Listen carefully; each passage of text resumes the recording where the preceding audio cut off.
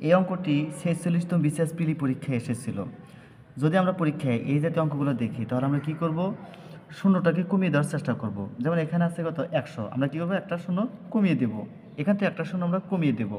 এখন কি হলো, 10 হতে বড় দুইটি পূর্ণ সংখ্যার যোগফল 30 হলে সংখ্যা দুইটির অনুপাত কত। এখন এই যে চারটা যে অপশন দেওয়া আছে, আমরা দেখব এখানে এই যোগফল দিয়ে এই যোগফলকে ভাগ যায় কিনা। 1 আর 9 যদি যোগ করি তাহলে আসে কত 10, 10 দিয়ে কিন্তু 30কে ভাগ যায়, তাহলে এটা আমাদের সম্ভাবনা আছে। 2 এবং 5 যোগ করলে আসে কত 7, 7 দিয়ে কিন্তু 30কে ভাগ যায় না, অতএব আমাদের এই অপশনটা বাদ। 2 আর 3 যোগ করলে আসে 5, 5 দিয়ে কিন্তু 30কে ভাগ যায়, তাহলে আমাদের এই অপশনটা সম্ভাবনা আছে।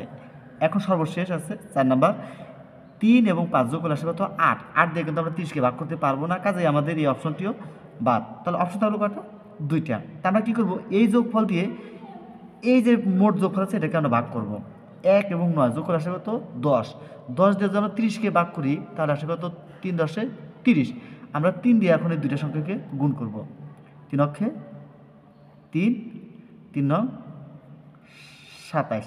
আমাদের বলছে যে কি, যে এমন দুইটা সংখ্যা নিতে হইব দুইটা সংখ্যা যাতে 10 থেকে বড় হয়, 10 থেকে 27 বড়, কিন্তু 3 বড় না, অতএব আমাদের এই অপশনটা বাদ।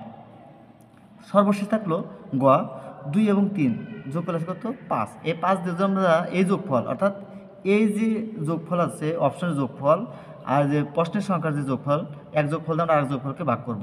তাহলে 2 3 5, এই 5 দিয়ে যখন 30কে ভাগ করি 5 6 কত 30, 6 দিয়ে আমরা যদি দুইটা সংখ্যা গুণ করে দিই, 6 দুগুণে 12 আর 3 6 18।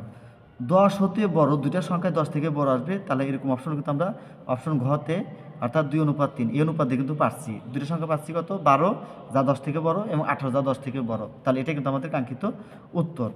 এই জাতীয় প্রশ্নগুলো থাকলে আমরা অতি দ্রুত অপশনের মাধ্যমেই আমরা যাচাই করে নেব, এবং যদি শূন্য জাতীয় সংখ্যা থাকে তাহলে আমরা উভয় সংখ্যা থেকেই শূন্যগুলো একটা করে বাদ দেওয়ার চেষ্টা করব।